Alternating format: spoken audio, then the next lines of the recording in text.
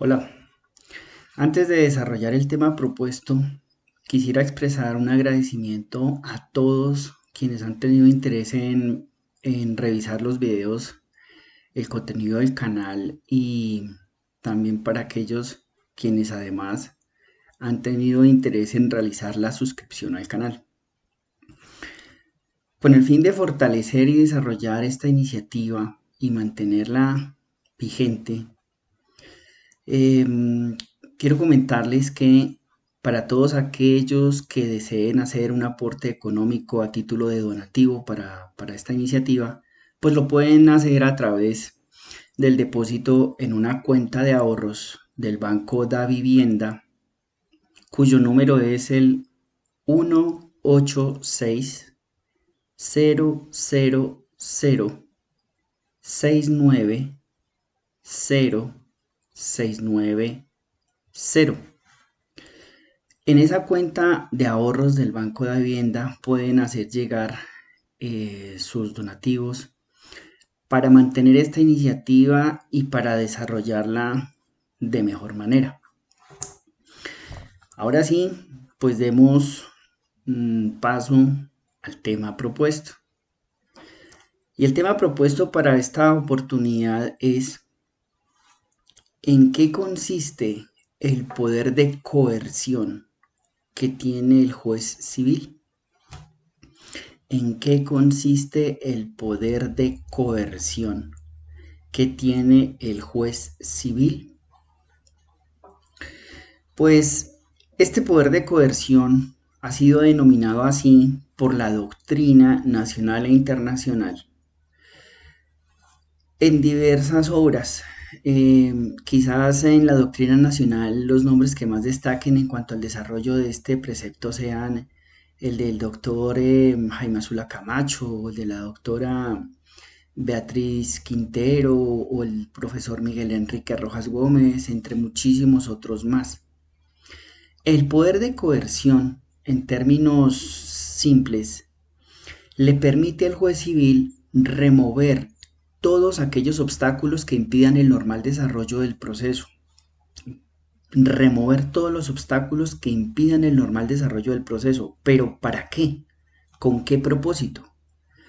Pues para que el juez civil pueda realizar un esclarecimiento de los hechos, esto es, para que la decisión de fondo que vaya a proferir, o lo que es lo mismo, para que la sentencia que vaya a proferir en ese caso sea lo más fiel a la realidad, o como lo decía en la filosofía Aristóteles, para que esa sentencia sea justa, para que haya correspondencia entre la decisión y la realidad. Pero este poder de coerción, en lo que tiene que ver con el esclarecimiento de los hechos, también nos lo explica el maestro, o nos lo explicaba el maestro Miquel Tarufo, en cuanto a que la decisión judicial será justa solamente en cuanto a que el juez haga una comprobación confiable de los hechos sobre los cuales se debe pronunciar. Y esa comprobación confiable de los hechos solo podrá ser realizada por el juez cuando logre en materia civil aplicar un estándar probatorio de probabilidad prevalente, o resolviendo de acuerdo a lo que resulte más probable sobre los enunciados de hecho de las partes. Y para poder realizar esa comprobación confiable de los hechos, el juez civil cuenta con una posibilidad inmensa que se llama el decreto oficioso de pruebas o la iniciativa probatoria judicial. Y ese decreto oficioso de pruebas en nuestro ordenamiento lo encontramos consagrado, entre otros artículos, en normas como el artículo 169, el artículo 170 del Código General del Proceso. En esas normas se advierte que el juez tendrá la posibilidad de ordenar pruebas diferentes de las que hayan sido solicitadas por las partes, o podrá ordenar que se practiquen nuevamente pruebas que ya habían sido previamente practicadas cuando el juez necesite realizar esa práctica. El decreto oficioso de pruebas no va a vulnerar el principio de imparcialidad judicial, como lo veremos en un próximo video, en cuanto a que el juez se va a pronunciar respecto de los enunciados de hecho que las partes le han hecho saber a través de la demanda, su contestación y demás pronunciamientos. El juez no se va a desbordar con esa facultad del decreto oficioso de pruebas, no se va a extralimitar y por ende no va a faltar al principio ya mencionado.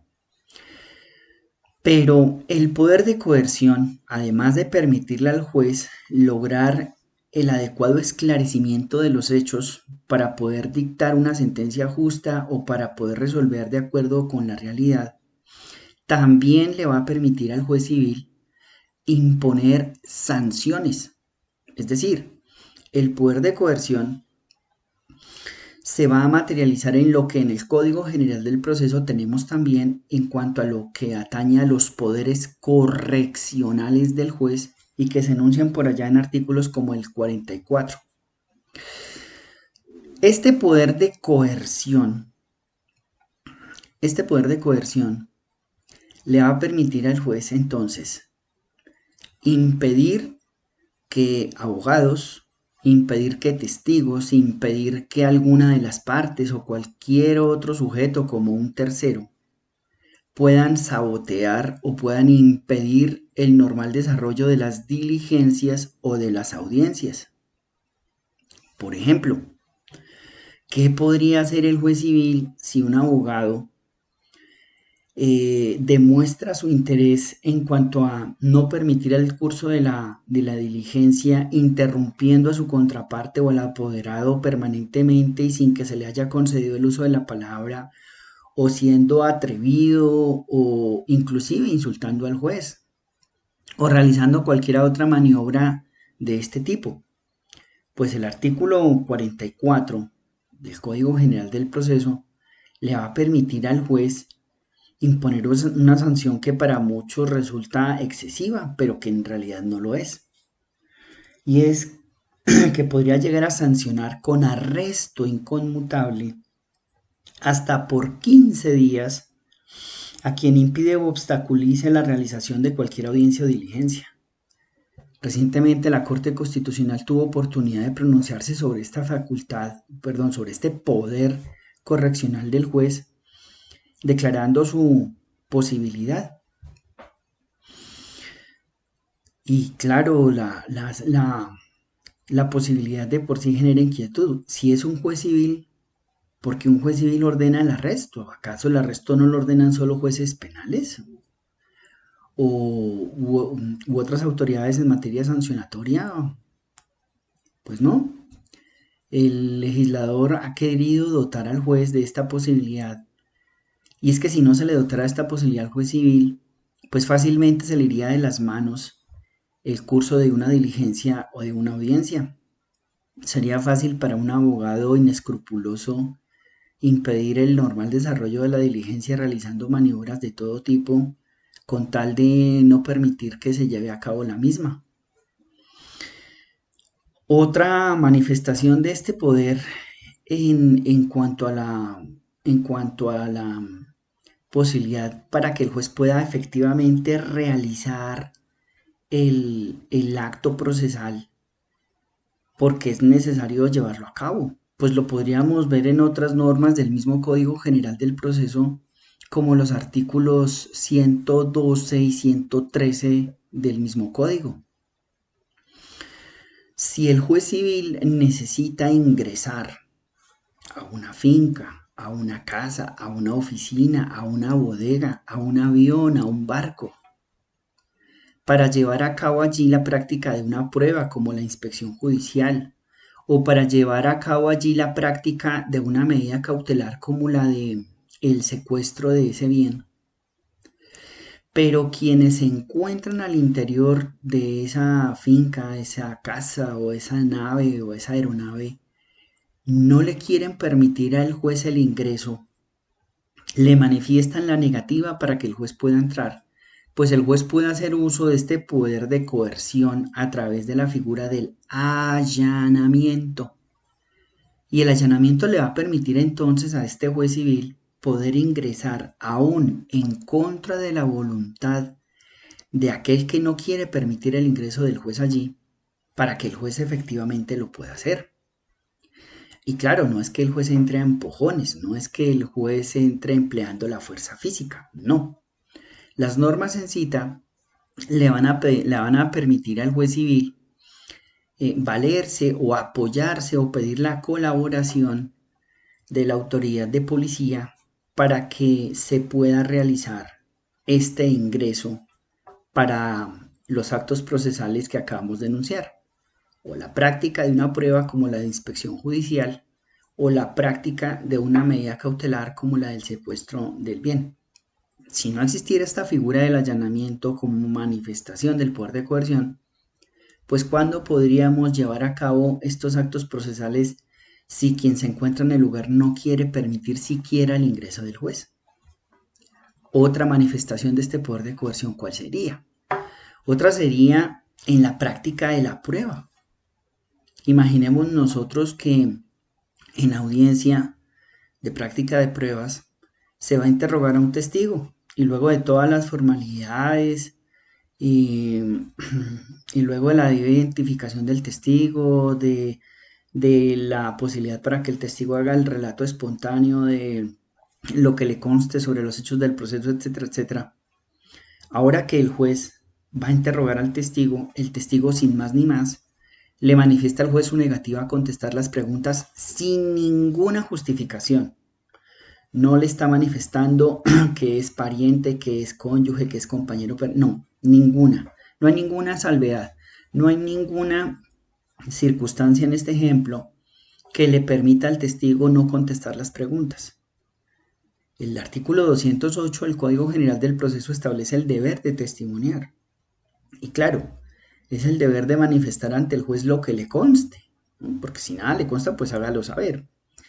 Pero en el ejemplo que estamos tratando, el testigo de manera tosuda, de manera reticente, injustificada, no quiere contestar las preguntas del juez, simplemente no quiere. Casi que desafía al juez. Le dice, pues yo sí sé, pero no quiero decirle. Ustedes dirán, bueno, ¿y qué hace el juez? Seguramente se va a disgustar. Pero ¿qué puede hacer el juez para que pueda cumplir con su cometido de obtener la respuesta que está buscando? Que es saber qué es lo que el testigo sabe sobre ese hecho. Pues el Código General del Proceso, por allá en el artículo 221, numeral octavo, le va a permitir al juez también aplicar este poder de coerción a tal punto que la norma en cita señala que al testigo que sin causa legal se rehusara a declarar a pesar de ser requerido para el juez para que conteste, se le impondrá multa de 2 a 5 salarios mínimos legales mensuales vigentes o, acá viene la sanción que nos parece dura, o le impondrá arresto inconmutable de 1 a 10 días. Entonces, seguramente la actitud del testigo va a cambiar luego de expresar su negativa a contestarle las preguntas al juez, cuando el juez le haga saber que puede en ejercicio del poder de coerción aplicarle esta sanción al testigo. Seguro que le va a cambiar por completo la actitud al testigo y va a tener toda la disposición para contestar las preguntas del juez. Son entonces diversas las herramientas de las cuales la ley dota al juez civil para que no solamente pueda tramitar el proceso, para que pueda remover todos los obstáculos, sino que también le va a dar herramientas para que la decisión de fondo, la que va a resolver sobre pretensiones y excepciones, sea una decisión lo más cercana a la realidad o lo más fiel a los enunciados de hecho que se van a comprobar en el proceso. Y hay muchísimas más manifestaciones del poder de coerción, son muchas. Otra manifestación, ¿cuál podría ser? volveríamos entonces a la norma inicial, volveríamos por allá al artículo 43, 44 del Código General del Proceso. Y esto lo podríamos dar con otro ejemplo. ¿Qué sucede si en un proceso civil, como en un proceso de responsabilidad patrimonial, ocurre que el único testigo de los hechos fue un señor que ese día transitaba a las 3 de la mañana en su bicicleta dirigiéndose de su lugar de residencia a su lugar de trabajo? Y fue la única persona que presenció cuando un vehículo se pasó el semáforo en rojo y chocó contra la moto y el motociclista se elevó por los aires, en fin, la única persona que presenció esas circunstancias de tiempo, modo y lugar fue este trabajador que iba para su lugar de trabajo. Quien demanda la responsabilidad civil, el conductor de la motocicleta, quien sufrió esa cantidad de lesiones por el accidente de tránsito, logra indagar sobre la identidad de ese testigo. Sabe cómo se llama, sabe su número telefónico, sabe en dónde trabaja, etc. Pues en la respectiva demanda, esa persona, ese testigo va a ser seguramente citado a declarar. Y una vez se decreta esa prueba y una vez el juez le comunica al testigo que tiene que declarar en tal día, de tal mes, de tal año, a tal hora, pues el testigo se dirige a su jefe inmediato y le hace saber. Le dice: jefe, me llegó esta comunicación de un juzgado civil que dice que debo declarar en tal fecha. Entonces le pido que me otorgue el permiso para poder asistir a esa audiencia. Pero el jefe le expresa la negativa y le dice: no, me da mucha pena, nosotros no damos ese tipo de permisos. Si usted quiere ir a declarar en ese proceso, hágalo en su tiempo libre, hable allá con el juez, y no le da el permiso. Pues el testigo hace saber esa circunstancia al juez y el juez de inmediato aplica su poder correccional, se va al artículo 44 y ordena que se libre una comunicación a ese jefe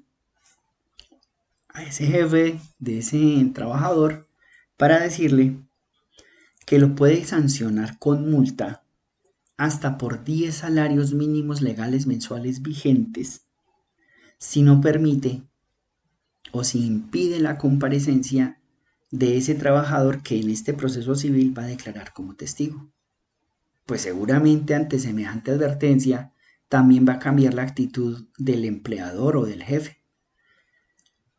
Si él dice: me pueden sancionar hasta con 10 salarios mínimos mensuales si no permito la comparecencia de mi trabajador, señor trabajador, por favor cumpla la orden del juez, vaya a declarar.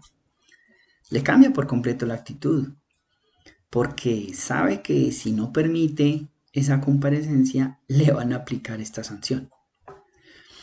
Y si se revisan estos artículos junto con el artículo 42, especialmente en los numerales 4, 5 y 6, pues vamos a entender que el poder de coerción, además de tener relación con los poderes correccionales del juez, con los poderes de instrucción, también va a tener relación con un deber que es el deber de decisión.